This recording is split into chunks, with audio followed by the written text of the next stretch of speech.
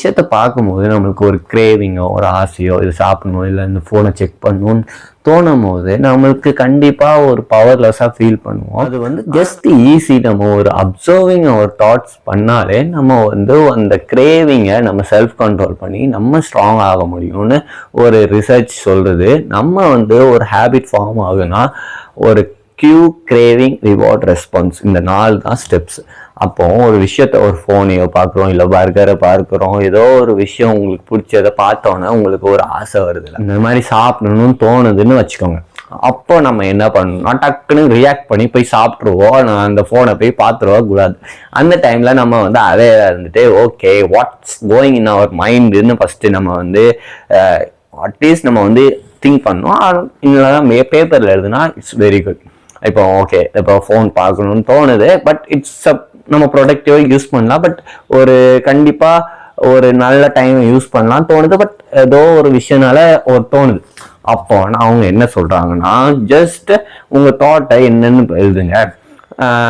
ஐ ஆம் having a தாட்ன்னு ஆரம்பித்து இந்த மாதிரி எனக்கு ஃபோன் பார்க்கணும், இந்த மாதிரி நான் ஸ்ட்ரெஸ்டாக ஃபீல் பண்ணுறேன், இல்லைனா மார்னிங் எழுந்தோன்னே யாரெல்லாம் மெசேஜ் பண்ணியிருப்பாங்கன்னு நினச்சிட்டு இந்த மாதிரி நான் செக் பண்ணணும்னு நினைக்கிறேன் அப்படின்னு நினச்சிட்டு I am having a thought. நான் இந்த மாதிரி ஒரு எண்ணம், எனக்கு ஒரு எண்ணம் இருக்குது.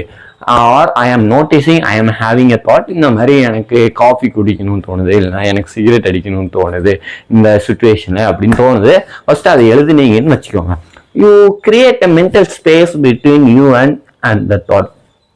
அந்த மென்டல் ஸ்பேஸ் இருக்கும்போது நம்ம செல்ஃப் கண்ட்ரோல் கண்டிப்பா ஆகும். ஏன்னா நம்ம ரியாக்ட் பண்ணல, நம்ம ரெஸ்பாண்ட் பண்றோம். தேர் இஸ் ஒரு கோட் உண்டு, விக்டர் ஃப்ராங்க்லின் வருது, there is a space between stimulus and response. இந்த ஸ்டிமுலஸ் நமக்கு தோணும் தெரியுமா, அந்த ரெஸ்பான்ஸுக்கும் ஒரு ஸ்பேஸ் இருக்கு. அந்த ஸ்பேஸ் மேபி நம்ம யோசிக்காம போய் ரியாக்ட் பண்ணி டக்குன்னு பார்த்துடலாம். பட் ஒரு ஸ்பேஸ் இருக்கு, அந்த ஸ்பேஸ்ல நம்ம ஓகே நம்மளுக்கு இந்த மாதிரி இருக்கு, அந்த மாதிரி நம்ம எழுதணும்னா மேபி செல்ஃப் கண்ட்ரோலா இருப்போம்னு ரிசர்ச் நிறைய சொல்லுது. So whatever you are going to do, நம்ம சுற்றி நிறைய ரிவார்ட் தான் இருக்குது. நம்ம பிரெயினும் ரிவார்டை தேடி தான் போகும். ஃபோன் இருக்கு, ஜங்க் ஃபுட் இருக்கு, சுகர் இருக்கு, வீடியோ கேம்ஸ் இருக்கு, நிறைய எல்லாமே நம்ம சுற்றி இருக்கும் போது ரிவார்ட் கண்டிப்பாக இருக்கும் போது அதை அன்சாட்டிஸ்ஃபைட் பண்ணவே முடியாது. ஸோ நம்ம கண்ட்ரோல் என்ன இருக்கு, அந்த கிரேவிங்கை நம்ம ஸ்மூத்தாக கொண்டு போகணும். அப்போ இந்த மாதிரி இந்த எக்ஸசைஸ் ஒரு குட் எக்ஸசைஸாக இருக்கும். What ever you are doing அதை எழுதுங்க. எழுதி முடிச்சுட்டு அப்பவும் உங்களுக்கு தோணுச்சுன்னா ஜஸ்ட் வெயிட் 10 minutesன்னு இன்டிஸ்ட்ராக்டபிள் புக்கில் சொல்கிறாங்க. So get the paper, write down the things.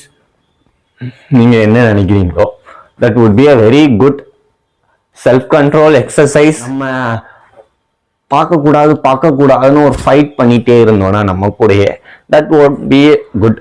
Just observe, இந்த மாதிரி எனக்கு தாட் இருக்குது, அந்த மாதிரி அப்சர்வ் பண்ணிங்கன்னா it would be a good difference in self control. Try it out and try it out பண்ணிவிட்டு எனக்கு கமெண்ட்டில் சொல்லுங்கள். இந்த கமெண்ட் அல்காரிதம்லாம் சொல்ல, எனக்கு தெரியணும் நீங்கள் எப்படி யூஸ் பண்ணியிருக்கீங்களா இல்லையான்னு. ஐ காட் லிட்டில் குட் அப்படி பண்ணதுனால ஒரு வாட்ஸ்அப் போகணும்னு ஒரு அன்வான்ட் போகணும்னு நினச்சேன் ஒரு கிரேவிங்னால. But I wrote it, but I didn't do it. அதை அப்படி ஒதுக்கிட்டேன். அடுத்து என்னோட வேலை இருந்துச்சு, அதை பார்த்து. ஸோ வாட் எவர் நீங்கள் அந்த எக்ஸசைஸை பண்ணிவிட்டு ஜஸ்ட் கமெண்ட் இட். யா.